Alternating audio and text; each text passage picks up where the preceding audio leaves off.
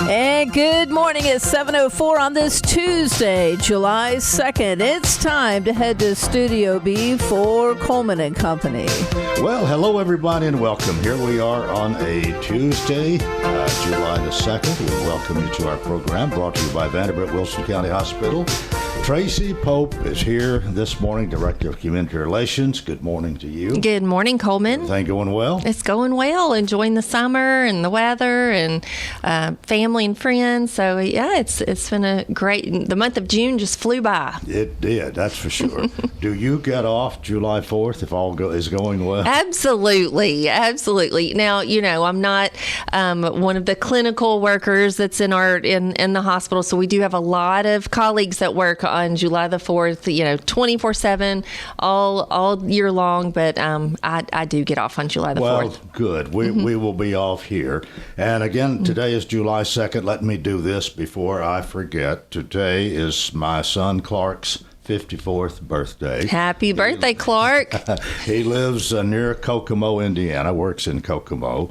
And I remember 54 years ago today. One of the happiest days of my life, to be honest. Aww. And he's doing well. So, happy birthday, Clark. Well, we have a medical professional today. You're really good at picking somebody from the hospital to come out here and be with us. We have a lot of excellent choices. So I'm thankful that they want to join us out here on the radio and talk a little bit about their specialty. Today we have Dr. Stephen Katz. He's our medical director of the emergency department here at Vanderbilt Wilson County Hospital. Well, Dr. Stephen Katz, good morning. Good morning. Nice to have you with us again. Thank you. Yeah. This is your second time? Yes, sir. Second time to be here. Well, we appreciate you, appreciate what you do. We certainly appreciate the hospital and are glad to feature them. Actually, twice a month with a medical professional, but we do a little talking for you on the other Tuesdays, and it's just wonderful to have Vanderbilt Wilson here, and I'm sure you feel that way, being a part of it, a big team effort for healthcare. Yes, sir. Yeah, it's been great.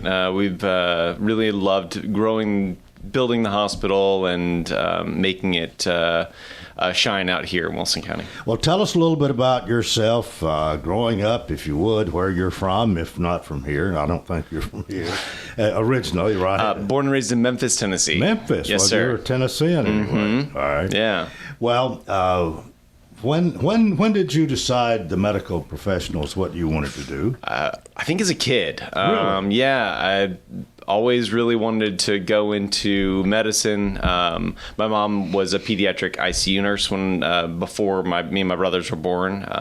Is a nurse practitioner in Memphis in a primary care doctor's office. So always sort of had that medical oriented family. My dad still sells surgical instruments in Memphis, Tennessee. So we have that sort of focus for, at least for me. My brothers didn't end up that way. They did what end up in what I like to call the Jewish trifecta of banker, doctor, lawyer. So it worked out pretty well for my parents. But I always wanted to go into medicine. Went to college in Texas at the other Orange UT, and ended up the Longhorns. The Longhorns, yes, sir. Joining the SEC, we're very excited about it. I'm going to try and get some tickets to the Vanderbilt game this year. Well, I understand your baseball team has imported all the Texas A&M baseball coaches. Yeah, I think so. I saw that. You got to win some way, right? Well, I guess that's a story we don't have time to get more into, but that was a surprise, to say the least. Yeah. Since we're mentioning sports, do you have a favorite sport? I like college football. Yeah. It's that's the one that I enjoy watching the most. Although I got two little kids, so the TV doesn't get to sports very much these days. How old are your children? I have a 6-year-old and a 3-year-old. Okay. Well, you're just getting started good. Yes, sir. Yeah.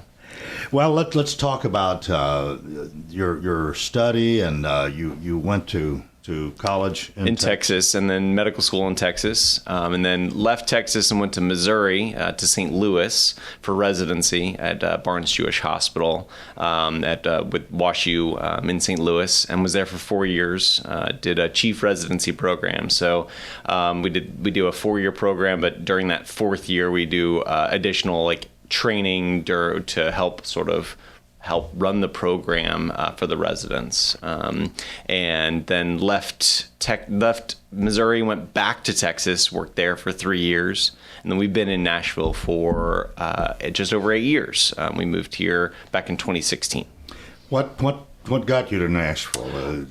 Close to family. Your goal in the, okay. And my wife, she used to work for Channel 4 here in Nashville, and she was an investigative reporter for a number of years, and left the news world and now works for cybersecurity. Well, I've got to ask this. What was your TV name?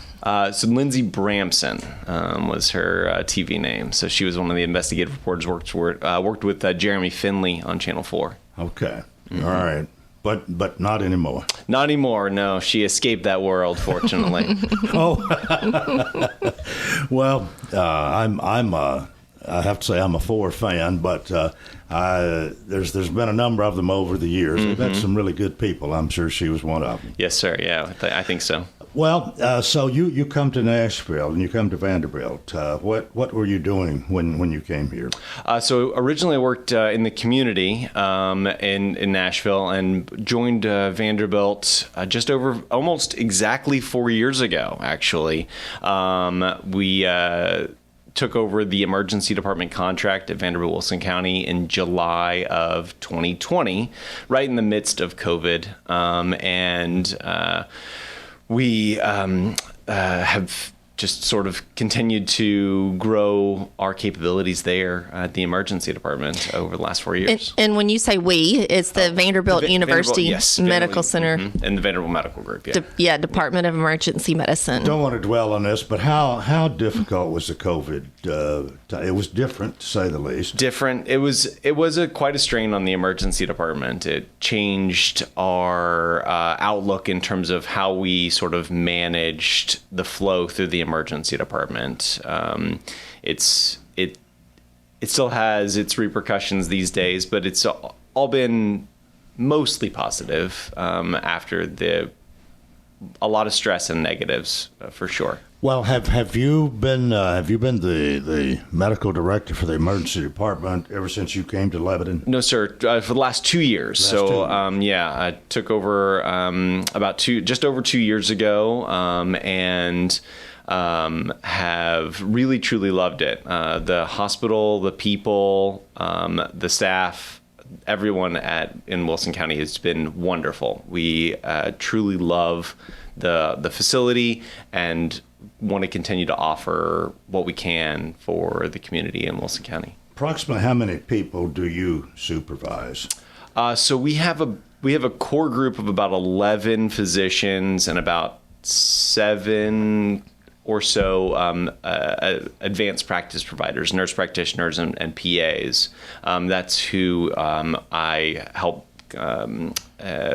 manage in the emergency department. Is there a lot of delegating on your part as the director? I wish I could say yes. However, that's not always the case. We have a great regional leadership team that has a lot of focus on future growth and continued expansion in the hospital system.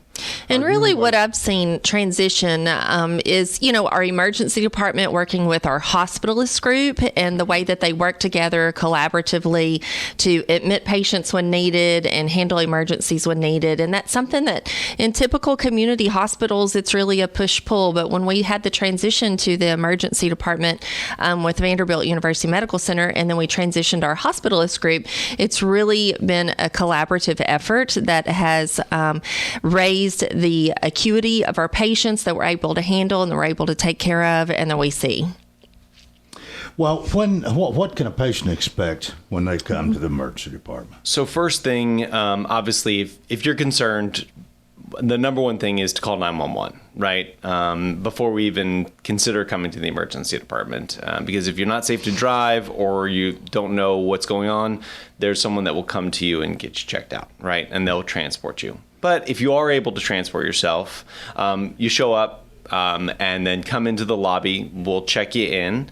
And then there's a triage process. So a nurse will come and call you into our triage space. We'll ask you why you're coming to the emergency department. You may even see a physician or an APP at that time who will ask you questions, get your workup started, which could include things like an IV, medications and fluids. And then potentially you may even go immediately back to a room depending on the issues, the complaints, or the findings that we see initially on exam. How long is a typical stay in the emergency department? So our goal is to get people home as quickly as possible. And that's always the goal too, right? We want people to be able to go home when they can. And I tell people this all the time. There's people who have to stay, people who can go home, and sometimes we make that decision together, right? It's, do you feel comfortable enough to go home? How are you feeling? Are we able to get you well enough to be able to let you go home where you can get rest as well? But typically, people are there for around 2.5 to 3.5 hours.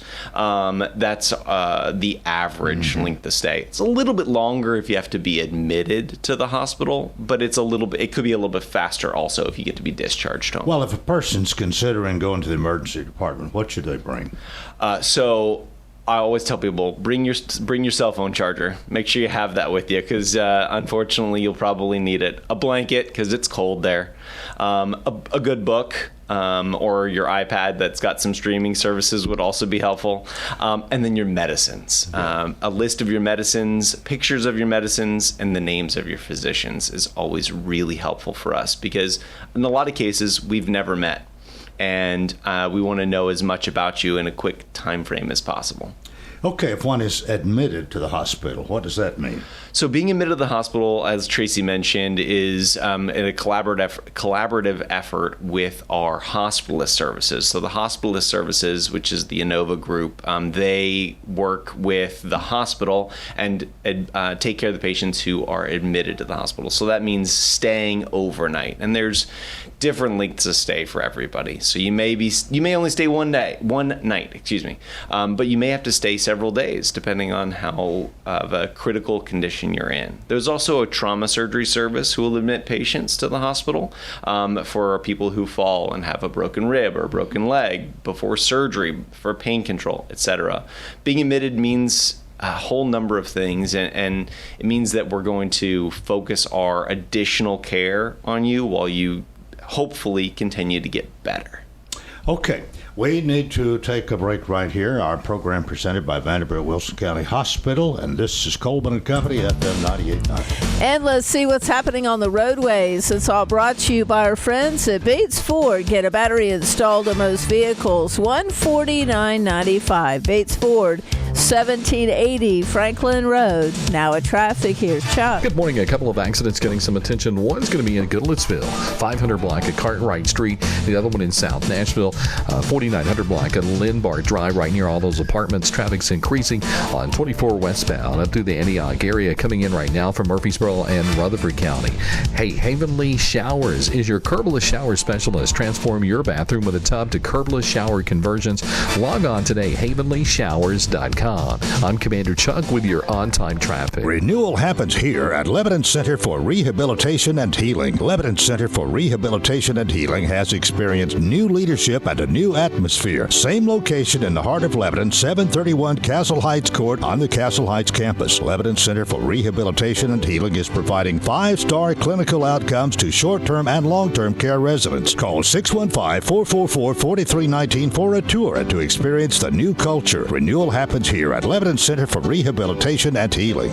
What is your passion? How can you use that passion to enrich your community? Hi, this is Melanie Minter, President and CEO of the Lebanon Wilson County Chamber of Commerce. Your chamber is the resource for making connections to fulfill your passion. Whether education, nonprofit, agriculture, entertainment, or government relations, Wilson County offers a place for you to be involved. Your chamber connects businesses, individuals, and your passion to the community. We have an enthusiasm for excellence. Join us and catch the spirit. Call or visit our office at 149 Public Square in Lebanon. And we continue here on this Tuesday. Thanks for joining us. Again, our program brought to you by Vanderbilt Wilson County Hospital. With us today, Dr. Stephen Katz, Medical Director of the Emergency Department at Vanderbilt Wilson, along, of course, with Tracy Hope. Now, What other important services can you tell us about that support your department and make a difference when it comes to an emergency? So lots of what we call service lines that help support not only the department but the hospital itself. Really, when it comes to an emergency, we focus on what's causing you to come to the emergency department and how we can make sure to rule out any life-threatening emergencies. That doesn't mean every test that we have available may get ordered, right? It may mean that we do the tests that are indicated at the time, but we have additional services like our trauma surgery services. So we're a certified level 3 trauma facility, so we can manage most, if not all, of our traumas that we experience in the community. We have neurology available 24/7 via a teleservices. They're all from Vanderbilt and are certified with our stroke program, and we're a primary stroke service center, that means we can see and manage people who are experiencing symptoms of a stroke. We're also a certified chest pain center, and we have cardiologists who can take you to get your arteries opened up if you're having a heart attack. We have pediatric services available via teleservices, and then numerous other services like urology, gastroenterology, etc., that we can refer people to or get them seen by on a rapid fashion. And this is just part of the investment that Vanderbilt's made in our hospital. You know, our emergency department is really the front door to the hospital, and adding all of these additional services has helped Dr. Katz and his team, really evaluate and take care of the patients that come in with an emergency. Something that I really like to highlight and share with the community is, we are an adult hospital, but our emergency department takes care of all ages. And when we added the telepeds portion to our emergency department, what that means is our emergency department physicians and staff will evaluate the pediatric patient, and then we have the capability to use our teleservices to have one of our Vanderbilt Children's emergency department physicians evaluate that patient alongside with our emergency department physician to determine if that patient needs to be transported to the Children's Hospital downtown, or if we can manage their problem here and discharge them home. And it's really eliminated about 75% of our transports to the Children's Hospital, because we just want to make sure that our children and our pediatric patients are treated appropriately, and alongside the services of our Vanderbilt Children's Hospital physicians, we are able to do that with telemedicine. Well, we were talking about what to expect when you arrive and this sort of thing. There are times when somebody may be dying from a heart attack or stroke or something, or they may have been in a terrible accident. You're responsible, emergency department, for all of that. And I was just wondering, when you were telling what to expect, this is if it's maybe not a life-threatening situation, but if somebody is about to bleed to death or something, it's a little bit different from somebody else that comes and presents in a different way. Yeah, so we use a triage system to sort of establish who is the next person to come back for evaluation. And just because you show up before somebody else doesn't mean that you might get taken back before them. That could be the case, and we try to do our best to bring people in and get them seen as quickly as possible. But there are instances where an ambulance may arrive with somebody who's critically ill, right, and they don't come through the same doors that somebody who drives themselves. And so that may be the difference in terms of how quick your evaluation occurs. And just because you're not brought back quickly doesn't mean we don't care. It just means that there is somebody else who might need that care a little more rapidly. Of course, but you have to be prepared for all different situations, and as I've said many times, that wouldn't be for me. My hat's off to anybody who can have a sense of mind to do what they're supposed to do in those those life-threatening situations, because time is of the essence. You have to be well trained. You have to you have to have your mind in gear the right way too. Yeah. I mean, you know what I'm talking about. Yes, sir. Yeah, the first rule of any emergency is take your own pulse first. Okay. Well, Vanderbilt Wilson is a chest pain accredited center. What does that mean in an emergency? So what that means is we have specific goals for anybody who shows up with chest pain with a concern for a heart attack. So we want to get you seen quickly, get an EKG done and interpreted by one of our physicians within 10 minutes, so that we can make sure to rule out on the EKG, you're having a heart attack. Now, if you are having a heart attack, we have services available that we can then use to address that by either taking you immediately from the emergency department with our interventional cardiologist, the heart specialists who open up those arteries during the time frames that we have that available. Or it means that we might transport you to one of our additional facilities like downtown Vanderbilt, where we have that capability 24/7. Well, what are some signs and symptoms of a stroke? And I think you are a certified stroke center. We are, yeah. We're a certified stroke center, and that's a great question and something we really like talking about. So you may have recognized there was FAST that was present in a lot of stuff for a while, and they've added, now it's BFAST, so BEFAST. So B is for balance, so if you're feeling lightheaded or dizzy. E is for eyes, so if you have blurred or double vision. F is for face. Excuse me. And that's if you have drooping of your face or changes to your face. A is for arms, so if you have weakness in your arms or legs, right? S is for speech, so if you have slurred speech or changes to your speech. And then T is for time, so call 911. And it's something we try and help. It's something easy for people to remember. So be fast. Come to the hospital quickly for your stroke. You deal with that on a regular basis, I'm sure, but is it more common today than it was 5-10 years ago? So the population's getting older, and unfortunately, we see it more and more. Lebanon's still the 12th fastest growing city in the United States, which means people are moving here on a more rapid basis, and it's bringing a younger population and money and growth and all the good things that come with that, and bad things too, like traffic. But it's good for the city. But as the population in the United States gets older, we are seeing that more and more, and we have a process to manage if people show up for a stroke or for chest pain.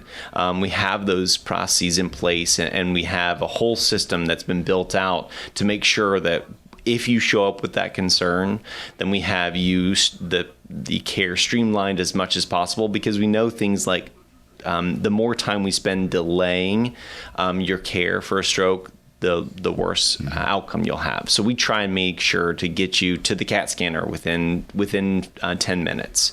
We try and get you medications as quickly as possible. We want you to be admitted to the hospital where you can get additional care, especially if you get clot-busting medication like TNK, which breaks up that clot if it's a stroke that's coming from a limited blood flow. We've reached a number of plateaus in certain areas of medical care at Vanderbilt. Nearly every level of care seems to be on a higher plateau than it was when Vanderbilt took over, 4 years ago? Five. 5 years ago. What can we expect in the next 5 years? I mean, are there still greater levels to reach? Or are we about at the pinnacle at this point? There are absolutely greater levels to reach. Like Dr. Katz said, we are a growing community, and Vanderbilt is continuing to invest in our community.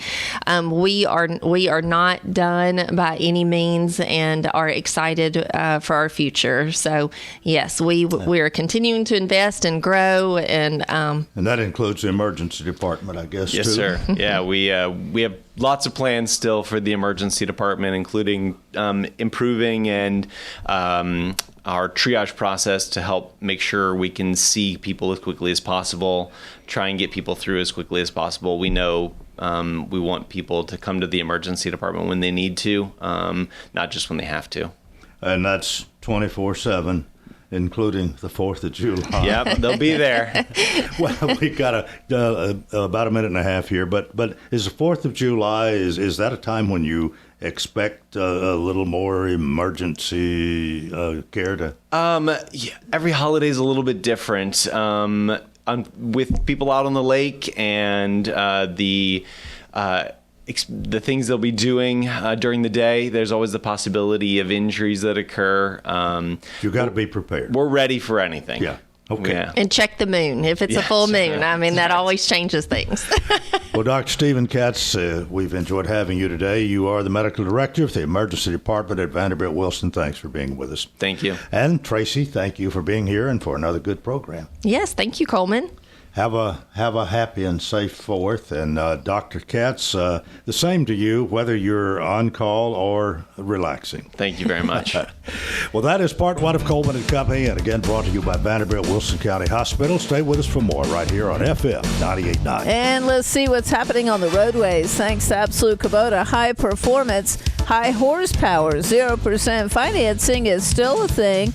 Now is the best time to save on new Kubota L-Series tractors, rated number 1 for durability and owner experience in the U.S. Absolute Kubota, 1506 West Main. Now at traffic, here's Chuck. Good morning. Still quite a bit of volume out here in a couple of spots, like 24 coming up through the Antioch area, and right now from Murfreesboro and Rutherford County. It's already loading up with more volume on Vietnam Vets westbound at Conference Drive. You get all that traffic flow coming in right now from Hendersonville through that section of Sumner County as it builds down from the north there on 65 South and through Millersville.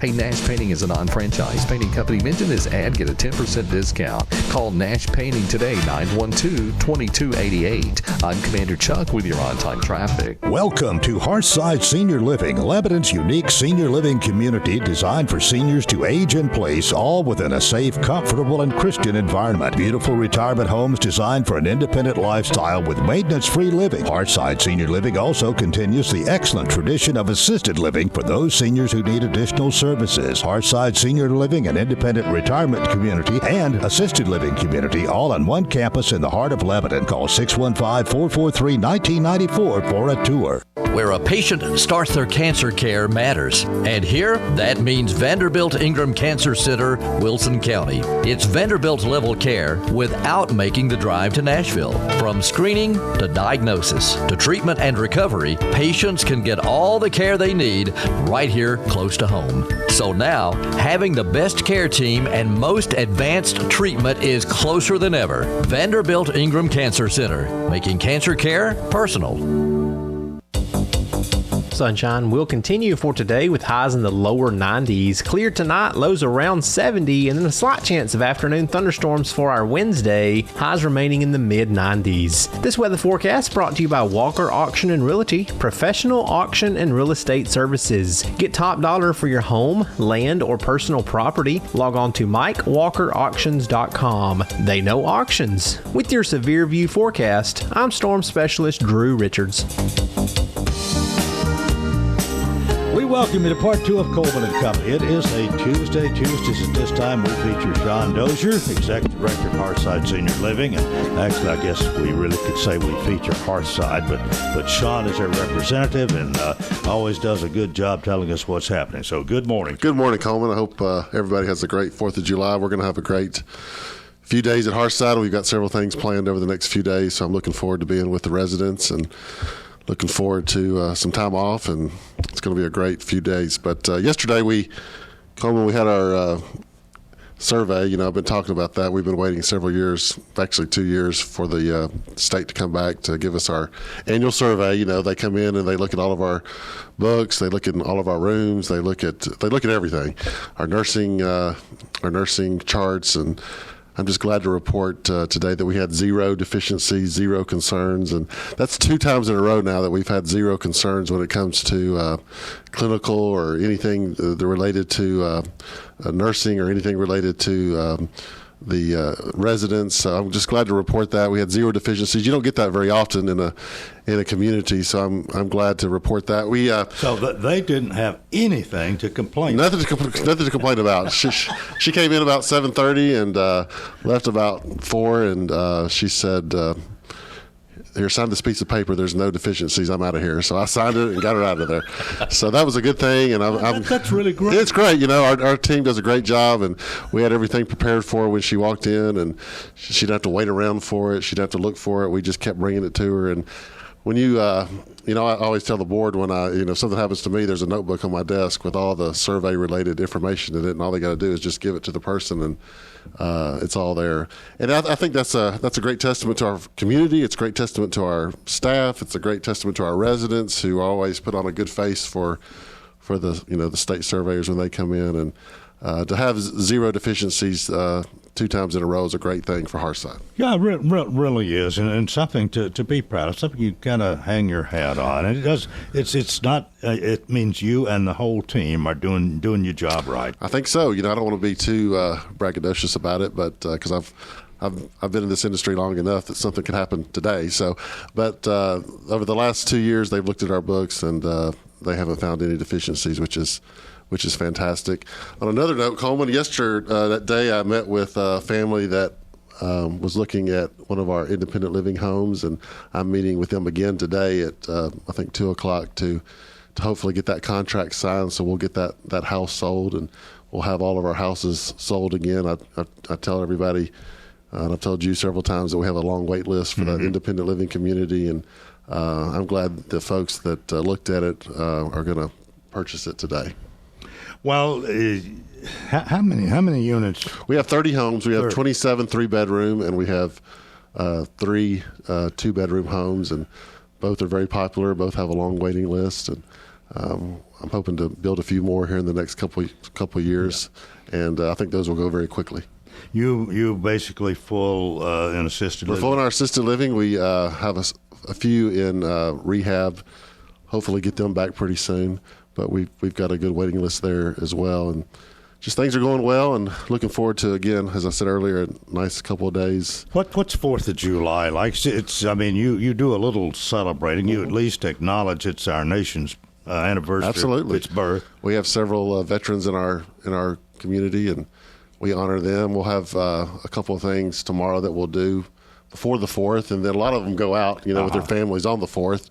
And then those that are staying, they'll have a cookout on Thursday, and they'll enjoy all the fixings, and they'll enjoy being together. And then they'll sit out on the porch Thursday night and watch the fireworks. Well, that's what I was going to ask, if they still enjoy. Most of them go to bed about 7:00, but if they stay up till 9:00, they'll sit out on the porch. And Hearthside sits on a little hill, and so they'll look around and watch the fireworks, then they'll go to bed. Look up in the sky and see the fireworks at the Ag Center. That's right. That's what they do. They sit on the porch and enjoy the view.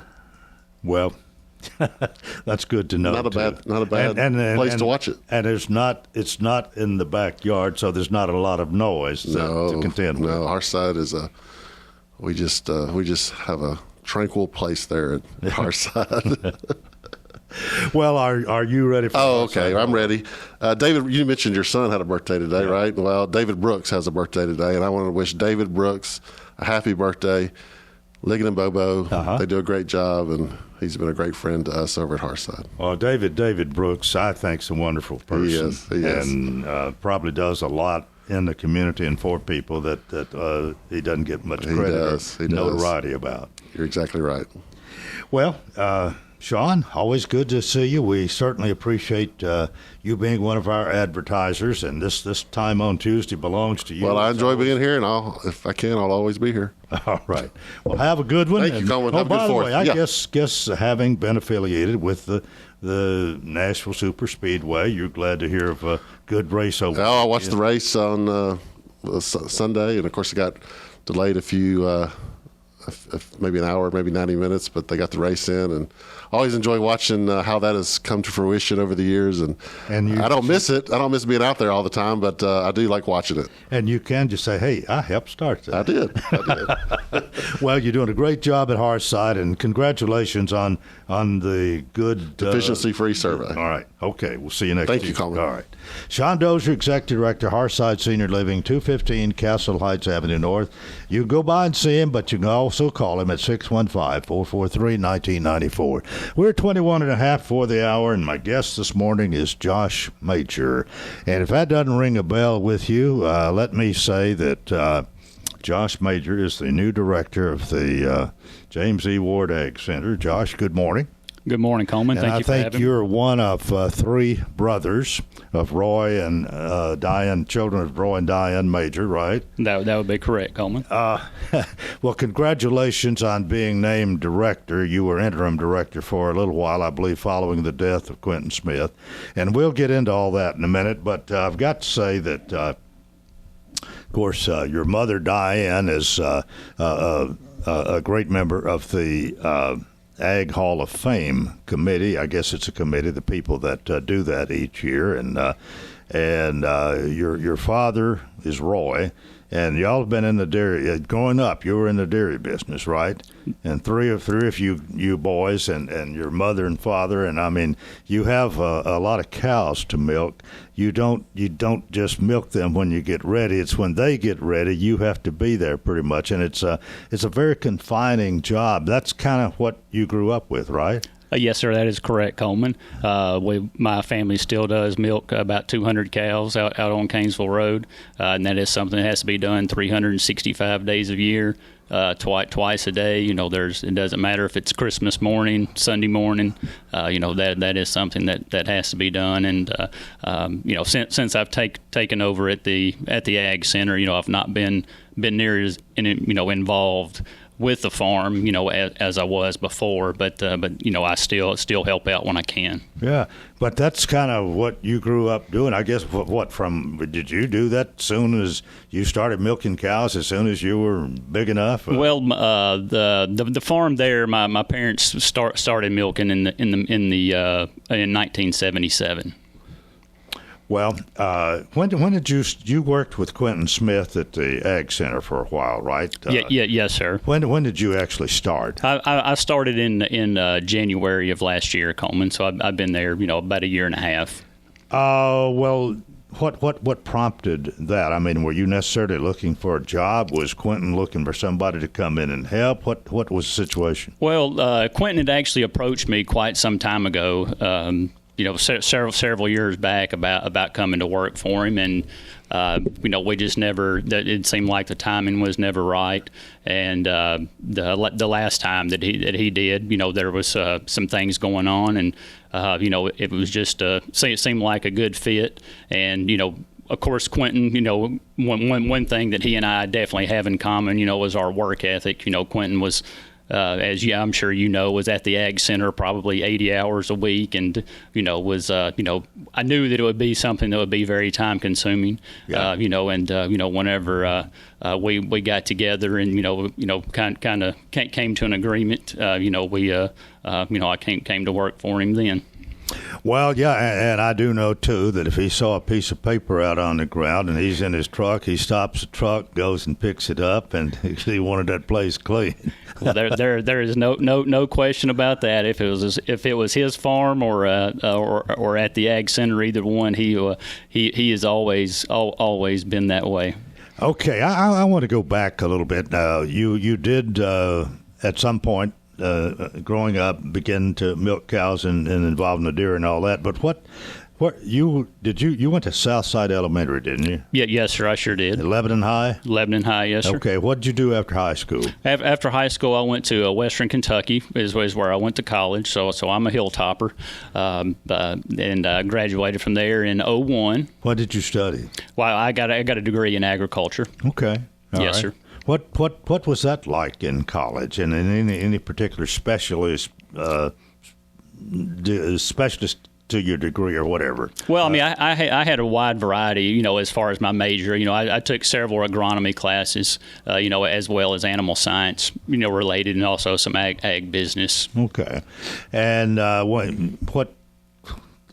why'd you choose Western, if I may ask? Well, it was, of course, like as you just mentioned, as far as growing up on the dairy, like Bowling Green, Kentucky was far enough away from home where I didn't have to come home and milk cows all the time, Coleman. Oh, no. And But it was also close enough. If they really needed me, I could be back, within an hour and a half. So it was kind of, that did play a pretty critical role in my decision. Well, help me out here. I know there are three of you boys. What are you the oldest? Yes, sir. Okay. I'm the oldest, and then Seth is the middle one, and Jared would be the youngest. Okay. All right, Seth and Jared. I remember their names now, but I had to be reminded. But I've seen all three of you in earlier days. But and now we know Josh, Jared, and Seth. Well, Seth is the Josh, middle one, Seth, and Jared. All right, okay. Well, just out of curiosity, what are you brothers doing? Are they still milking cows? Yeah, yes, sir. They're still both on the farm. They're full time. They've we also have some beef cattle as well. Seth has gotten into the beef side. And they he's got several farms rented, so that is what he does. Okay, well, I want to focus most of the rest of our time on the Ag Center, but it's kind of good to get caught up a little bit for you. But one other thing, we'll go to a break. You're married, I believe. No, sir. You're not married. No, sir. Okay, well then that settles that. We'll just go ahead and take our break. We'll come back. Josh Major's here. We're going to talk about being manager of the Ag Center.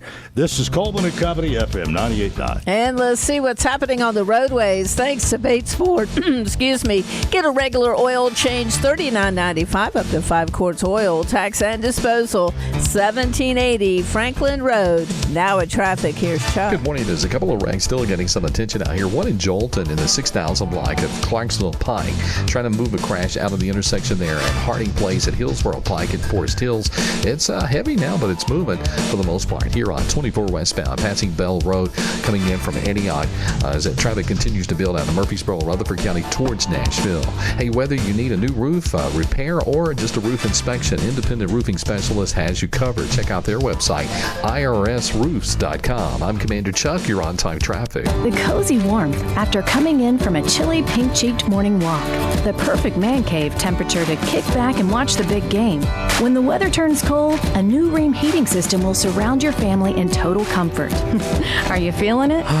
Rheem, the new degree of comfort. Feel year-round comfort with a new HVAC system installed by the pros at Randy's Heat and Air. We're the local team you can trust. Call Randy's Heat and Air today at 615-237-3604. Are you facing a challenging time that you need help navigating? Well, look no further than your local law firm of Kane & Crowell. At the offices of Kane & Crowell, our team of experienced attorneys is here to guide you through every step of the process. With a proven track record of success and a commitment to our clients and our community, look no further than the team at Kane & Crowell to fight for your rights and provide representation you deserve. 615-784-4800. We continue here. Thanks for joining us here on Tuesday, July 2nd. I'm going to do this one more time. I doubt he's listening in Kokomo, but happy birthday, Clark Andrew Walker, my oldest son, 54 today.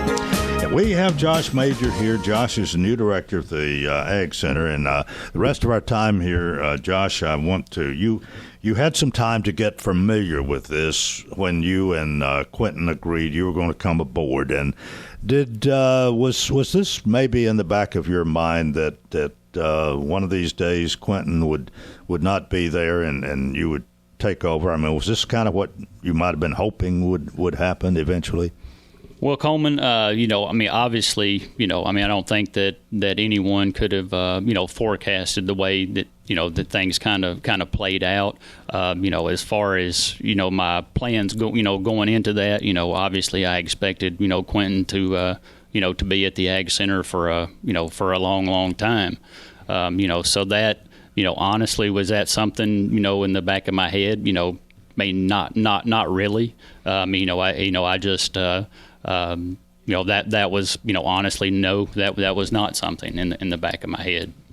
What was your role in the beginning as you go to work there? Well, I was, as far as in charge, as far as getting everybody, as far as what their, kind of assignments for the day would be, as far as, like whatever event that we had to set up for, like if we had the cutting horse show to set up for, or Agribition was coming in, just depending on, what, communicating with whoever was in charge of that event, seeing what all they needed, how they needed everything set up, all of that type of stuff, and making sure that everything was ready for the for whatever event was coming in.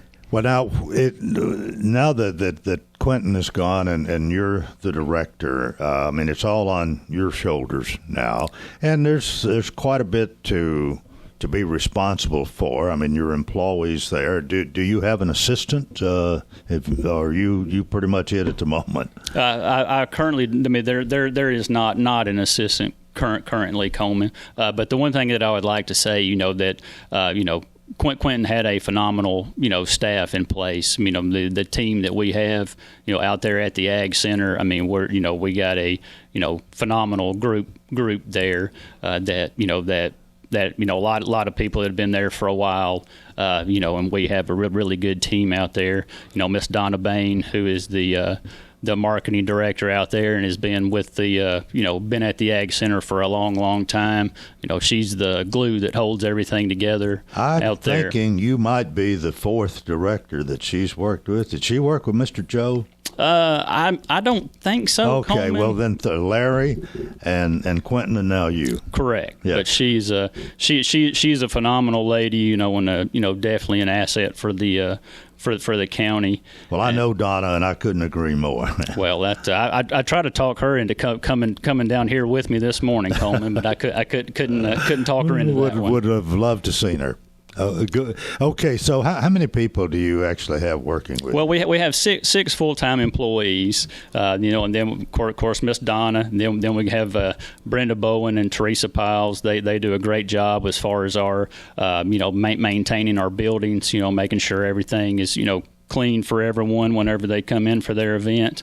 And then I know that you mentioned that it was your son's birthday, and we've also got a birthday out at the Ag Center today. Bubba Denson, who's been there for I guess 10 or 12 years now. Today is his birthday as well.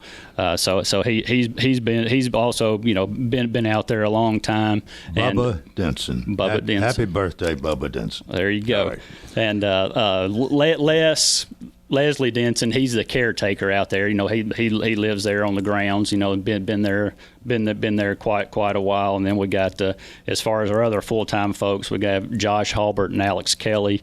Those two guys do a phenomenal job. And then we got several part-time folks. Mm-hmm. We got as far as that helps us out at different events, different times there. What's the next big thing that's going to be happening on the Ag Center? Well, of course, we have the fireworks coming up, so that's that'll be the big setup there, and then we're going to have a. Well, now how much are you involved in that? I guess a great deal, but I hadn't even thought about that, to be honest. The city of Lebanon comes out there; they're pretty much responsible for the fireworks show, but still that involves your staff. Right. Well, as with any event, something that and honestly that I didn't think about until working at the Ag Center as far as what all goes into that. But whenever you have a group of people of that size, 5,000-6,000 people, you're going obviously there's going to be a lot of trash that'll have to be cleaned up, and we got a quick turnaround this time because we actually have a car show coming in on Friday as well. So Friday morning is going to be there's going to be a lot happening, a lot to get done in a short period of time.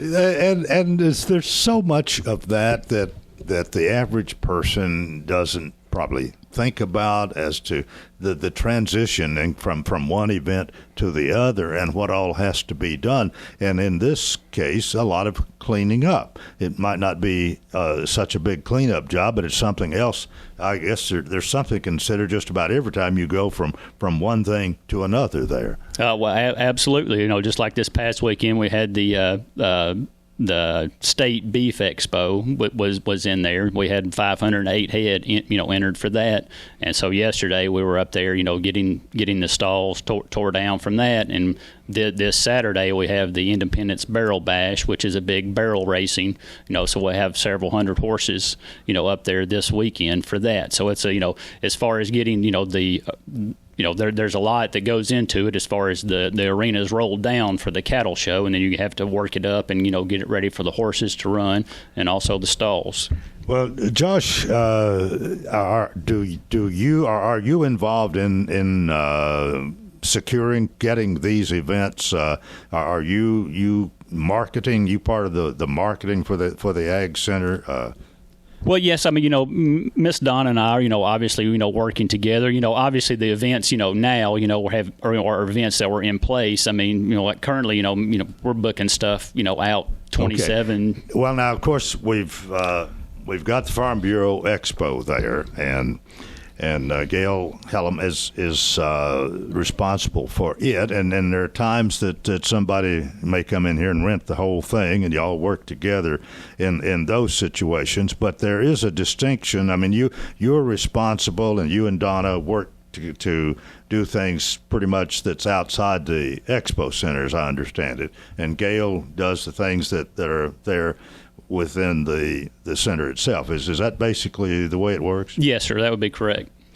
So then you and Donna are looking for people to come and use the facility. Of course, I guess a lot of them are what we'd call paying customers. Correct. And there, as you were talking, as far as the expo, there are some events, like the BMW event that will be back next year that that utilize both the expo and and the remainder of the grounds of the Ag Center as well. So it just that part of it just depends like what each event holder what their needs are. When did you actually start working? I started at the Ag Center January of last year. So you were there for the fair last year. Correct. Yes, all right. Sir. So you've got one fair under your belt. Yeah, yes, sir. That would be correct. Not as director, but being there. Yes, sir. So that's got to help as you think of the fair that's coming up in August. Yeah, yes, sir. There's there's still a lot of things to get done before then, but yes, sir. I mean that's there's a lot of progress has already been made, and we still got a little ways to go there. Have you been to maybe some other places like the Ward Ag Center, see what they have and how we compare with them, and maybe even trade ideas and all that with other people? Do you have time to do any of that? Well, Coleman, the answer to that would be no. That I have not. I mean, with the, I mean, there's been a lot of, with the way that this whole year is shaken out. I mean, there are, still taking it a day at a time, in a lot of aspects, and trying to get some things figured out. So, but no, I've not, been. I mean, is that something I'm going to do in the future? Yes, I would definitely like to do that. Any particular thing maybe you'd like to bring here that you've thought about would be nice to have that we never have so far? Well, I mean, there's a couple of events that I would definitely like to have back that we had last year. The Classic Green, which was the John Deere tractor group, they move it around. They're not looking for somewhere to have it at the same place every year. But that group was a great group to deal with. And the BMW people have been here before, which Quentin, I remember him talking about whenever the year that it was before it was going to be here. Him and Miss Vicky went up to Iowa, and scoped all that out and got to know them. And it, that group, there was several of the people who were in charge of the BMW who were at Quentin's funeral, and just a good group of people. What about the agriculture part itself? I mean, Quentin, I think, really focused on that. It is an ag center. That's part of the title, and I think agriculture is, as long as he had anything to do with it, was going to be pretty prominent. Do you feel pretty much the same way? Absolutely, Coleman. That's what I told the committee in the interview process. That that my number one, that it was founded in 1974 as an agricultural center. And that if, I was named director, that would be, something that, that I would strive, to keep it the focal point. I understand that we live in a changing county. We're growing, a lot of different other things, but the agricultural industry, in Wilson County is still very strong. And the one thing that I would like to point out, as far as, the agricultural part, it's more than just the cattle shows, the horse shows, all that type of stuff. The Ward Ag Center plays a critical part in the education, of just the children, as a whole. We have, the farm days events up there where all the second graders from both the city and the county schools come, and they get to see, everything from Mark Powell shearing a sheep, to the Dairyland cow being milked there. There's just a lot of things that, that kids, get to see there.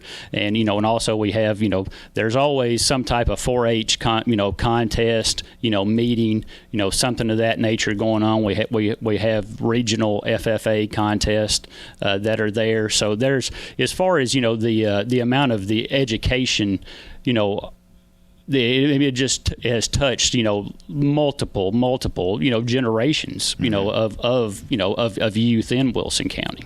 So your goal will be to continue to showcase agriculture in whatever ways you can do that. Absolutely, without a doubt. Well, listen, I want to thank you for taking time to be with us this morning. I'm sure some days are busier than others, but running the Ag Center's got to be almost a 24/7 job in some respects. And Josh, congratulations on being named the new director, and we just wish you well, and hopefully from time to time can have you out like we have this morning. Well, I appreciate you having me, Coleman. All right. Josh Major, the director of the Ward Ag Center, and that is it for Tuesday. And I hope you'll join us tomorrow for Coleman & Company. Till then, I wish you a terrific day.